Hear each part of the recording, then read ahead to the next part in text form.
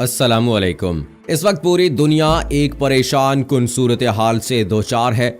हर तरफ एक तरह का अनजाना खौफ तरद्दुद दिखाई दे रहा है। कोरोना वायरस ने ऐसी दहशत मचाई कि इंसान से खौफजदा हो रहा है। इस वक्त जो ये अलमनाक सूरत हाल है, इसमें हर तरह के लोग मुब्तला हो रहे हैं, खा मुस्लिम हो या गैर मुस्लिम, वो मॉडर्न हो या पसमानदा, वो तरक्की के दावेदार हो या गरीब व अफलास ज़दा। इस वक्त अगरचे मुख्तलिफ क़यास आराइयाँ की जा रही हैं।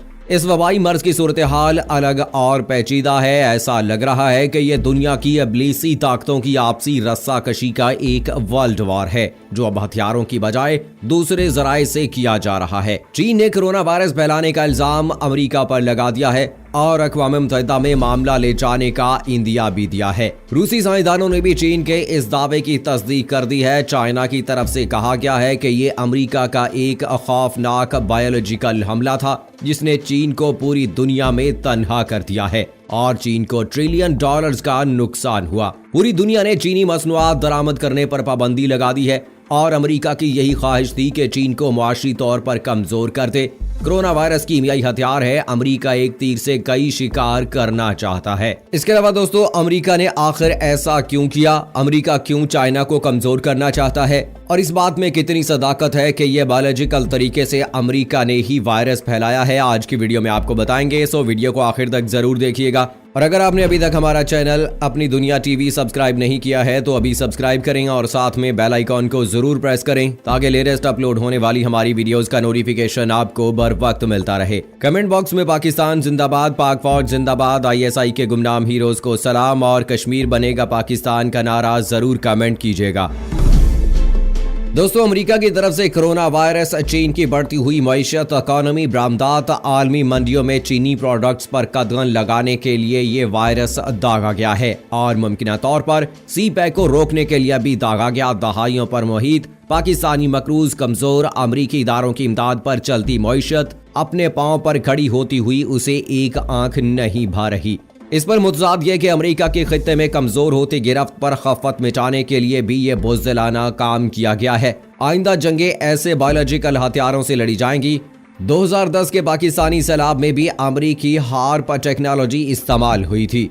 कोरोना वायरस एक बायो वेपन है जिसे अमरीकी इदारे डार्पा ने बिल गेट्स और डेफ्रा के साथ मिलकर एरिया 52 में बनाया और टेस्ट किया। झूठे मीडिया के जरिए दुनिया के मुख्तलिफ इलाकों में चमगादड़, ऑक्टोपस खाते चीनियों को दिखाकर फैलाया जा रहा है कि ये चमगादड़ सांप खाने से इंसान में मुंतकिल हुआ।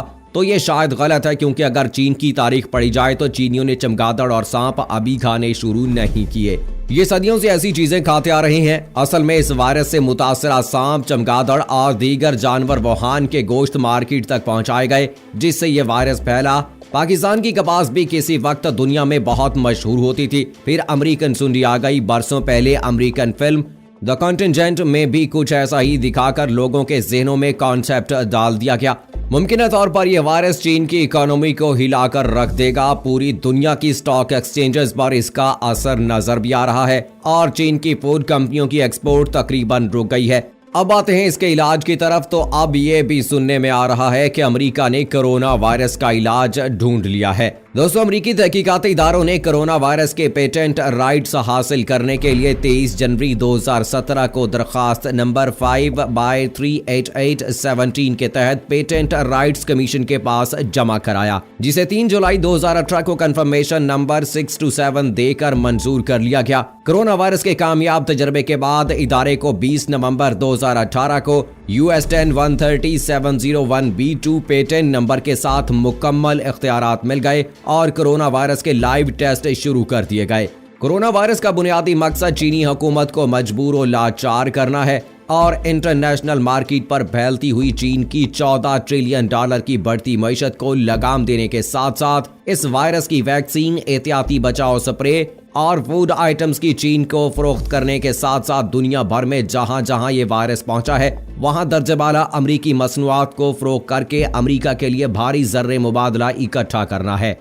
साथ साथ चीन की हर किस्म की प्रोडक्ट पर लोगों की दहशत और खौफ डालना है। ताकि वो इन सस्ती प्रोडक्ट्स के बजाय अमेरिकी महंगी प्रोडक्ट्स खरीदने पर मजबूर हो जाएं, जिसका वाज़ेह सबूत चीनी मरकजी बैंक ने फौरी 120 अरब डॉलर मार्केट को सहारा देने के लिए जारी कर दिए हैं, जो कि पाकिस्तान के कुल बजट के दुगना से भी ज्यादा हैं। अमेरिका और चीन के तनाज़ात सबके सामने है। एक सुपर पावर और इसके एक बड़े और तेजी से बढ़ते हुए हरीफ के असर को कम करने के तनाजुर में भी देखा जा रहा है, और इस तनाज़े का दायरा ट्रेड वार से लेकर जनूबी चाइना के समंदर और 5G इंटरनेट के तनाज़ात तक है। बायो और केमिकल से मुताल्लिक अमेरिकन कमीशन के साबिक मेंबरान का दावा है कि इनसे चाइनीज दोस्तों ने राब्ता किया था, जो ये समझते हैं कि यह वायरस इंसानी तख्लीक है। इनमें से एक का यह ख्याल है कि इस वायरस अटैक के लिए वुहान शहर को इसलिए मुंतखब किया गया क्योंकि यह शहर चाइना के बिल्कुल सेंटर में है और यह मरकजी ट्रांसपोर्टेशन हब है, और ये टाइम इसलिए चुना गया कि चाइनीज का नया साल आने वाला था और सालाना छुट्टियां भी पड़ने वाली थीं, और ऐसे मौके पर पूरे मुल्क से लोग एक शहर से दूसरे शहर छुट्टियां मनाने के लिए ट्रैवल करते हैं, और लाखों लोग इस शहर को विजिट करते हैं और यहाँ से बैरून मुल्क भी सफर करते हैं, और ये अमेरिकन बायो लेबोरेटरीज के लिए भी रकम कमाने का अच्छा मौका है। इस वक्त दुनिया में अमेरिका वो वाहिद मुल्क है जिसके पास 400 फौजी बायो लेबोरेटरीज हैं, जो कि पूरी दुनिया में फैली हुई हैं। ये रूस के आसपास भी हैं। इसके अलावा चाइना, मलेशिया और फिलिपाइन के आसपास भी मौजूद हैं, और शायद ही कोई ऐसी जगह हो जो अमेरिका की पहुंच से दूर हो। चाइना में तो बड़ी तादाद में लोगों ने इस बात को संजीदगी से ले लिया है, लेकिन ग्लोबल टाइम्स के मुताबिक ज्यादातर लोग इस बात पर यकीन नहीं रखते। अमरीकी इस तरह के ऊंचे हथकंडे पहले भी इस्तेमाल कर चुका है, जिसकी एक मिसाल एंड्रॉइड पर पाबंदी लगाना भी है, लेकिन एंड्रॉइड के मुकाबले में चीन ने अपना सॉफ्टवेयर लॉन्च कर दिया था, जिसे अमेरिका को मुंह की खाना पड़ी। चीन आलमी मंडी में अपनी करेंसी में भी तजारत करने का ऐलान कर चुका है, जिससे भी अमेरिका नाला था। पाकिस्तान चीन वन बेल्ट मंसूबे और चीनी कंपनियों की पाकिस्तान में सरमायाकारी और चीन में हजारों पाकिस्तानी तुलबा को बाज रखने के लिए भी ये तीर आजमाया गया है। ये एक सबक था जो अमेरिका की तरफ से चीन को मुमकिना बिला इक्तबास सिखाया गया। मसलन इस वायरस के किट्स चीन के हरीफ जापान के जरिए फरोख्त की जा रही हैं। अब देखना यह है कि चीन इस ज़मन में इस वायरस से निमटने के बाद क्या जवाबी इकदाम करता है। दूसरी तरफ रूसी साइंसदानों का ख्याल है कि ये एक अमेरिकन साजिश थी, जिसका मकसद चीन की बढ़ती हुई माशी ताकत को रोकना और वायरस के फैलाव के बाद अरबों डॉलर्स की वैक्सीन बेचकर पैसा कमाना है। चाइनीज साइंसदानों ने यह भी दावा किया है कि अमेरिकन लेबोरेटरीज में इस वायरस को तख्लीक किया गया है और वहीं इसको एक बायोलॉजिकल वेपन की शक्ल दी गई है और अमेरिकी डिप्लोमेटिक अमले के जरिए यह वायरस चीन तक पहुंचाया गया है। अगर हम पूरी तरह से गौर और फिक्र करें तो एक बात वाज़ेह होती है कि कुछ ममालिक अब भी इस बीमारी की लपेट से महफूज हैं। इन ममालिक को देखा जाए तो वायरस के फैलाव जो कि सर्दी ज़्यादा ममालिक में आम होने की इतलात हैं, ये ममालिक भी सर्द इलाके हैं, पर इनमें इस वायरस की कोई खबर नहीं है। अगर जांच करें तो ये अमेरिकन ब्लॉक में आते हैं। दूसरी तरफ देखिए तो गरीब ममालिक जिनका चीन की तरफ झुकाव है, वहां तेजी से फैल रहा है, जैसे ईरान, पाकिस्तान, इटली वगैरह। महफूज ममालिक में रूस, तुर्की, बरतानिया वगैरह ले देकर चीन की बढ़ती हुई मकबूलियत की कमर तोड़ दी गई। अब ऐसा महसूस हो रहा है कि अगर चीन अपनी कोई चीज मुफ्त भी दे तो लेने वाला ये सोचकर छोड़ रहा है कि कहीं उसे छूते ही मर ना जाऊं। इसका दोस्त पाकिस्तान भी एक तरफ हो रहा है। बचने के लिए होना तो ये चाहिए था कि इस मुल्क की इमदाद की जाती, पर ऐसा नहीं हुआ, बल्कि कुछ ऐसे ममालिक की इमदाद की जा रही है जहां इस बीमारी का असर ना होने के बराबर है। इन सारे हकाइक से ये साफ जाहिर है कि यह बीमारी आई नहीं बल्कि लाई गई है, जिसका मकसद इंसानियत को सिसका कर अपने मजमूम इरादों में कामयाब होना था। तो दोस्तों, इस लिहाज से देखा जाए तो अमेरिका अपने इस मकसद में कामयाब हो गया है। उसने चाइना की मईशत को तबाह करके रख दिया है। चाइना पर पाबंदियां लगा दी गई हैं और कोई भी मुल्क ऐसा नहीं है जो कि चाइना की अशिया खरीदने के लिए रजामंद हो, क्योंकि उसे डर और खौफ यही है कि कहीं ये वायरस हमारे पास भी ना आ जाए और ये फिर आहिस्ता आहिस्ता वायरस जो है चाइना के आसपास के मुल्कों में भी फैलता चला गया। ईरान पर भरपूर तरीके से हमला किया। उसके अलावा पाकिस्तान में भी अब बुरी तरह से दाखिल हो चुका है।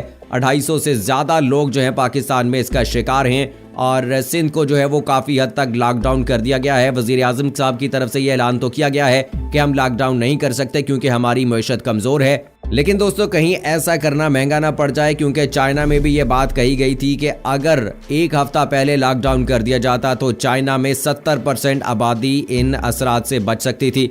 लेकिन शायद फैसला देर से किया गया, इसीलिए ज्यादा नुकसान हुआ। तो हम अल्लाह से दुआ करते हैं दोस्तों कि अल्लाह ताला पाकिस्तान को महफूज रखे, उम्मत मुसलमा को महफूज रखे और तमाम इंसानों को इन बुरी वबाओं से बचाए रखे। आमीन। सो दोस्तों ये थी अब तक की लेटेस्ट अपडेट्स। मुझे इजाजत दीजिएगा। फी अमानिल्लाह।